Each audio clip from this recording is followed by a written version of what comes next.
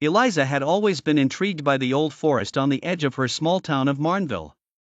It was said to be haunted by an old legend, one that sent shivers down the spine of even the bravest souls.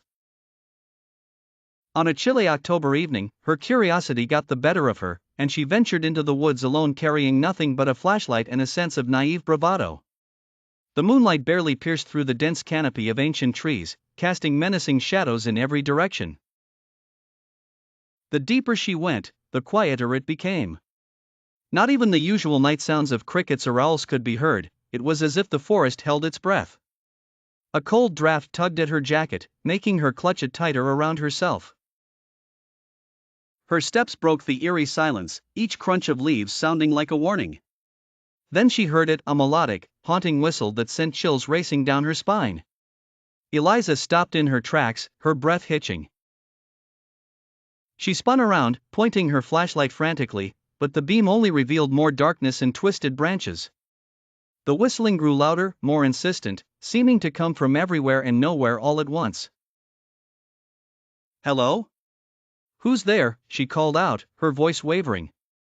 But only silence answered. Panic set in as the air grew colder. She quickened her pace, her eyes darting around for any sign of movement.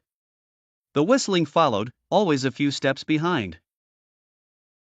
Suddenly, she stumbled upon an old cabin, half hidden by overgrown ivy and decay.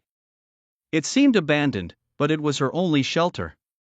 With shaking hands, she pushed the creaky door open and slipped inside. The cabin was even more foreboding on the inside. Cobwebs hung like thick curtains, and the air was heavy with the scent of mildew. In the corner, an old gramophone sat covered in dust. As she stepped closer, the haunting whistle came back, clearer this time, emanating from the gramophone. The record was spinning on its own, though no one was there to crank it.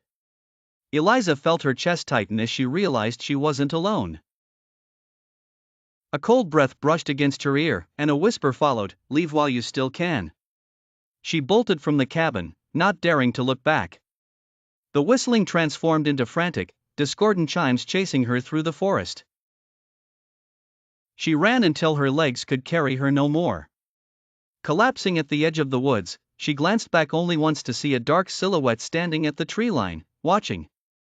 It blew one final note before vanishing into the shadows. When the townsfolk found her the next morning, Eliza could barely speak. The once fearless girl was now silent, her eyes reflecting the terror of the night's events. She never spoke of the whistling in the woods again.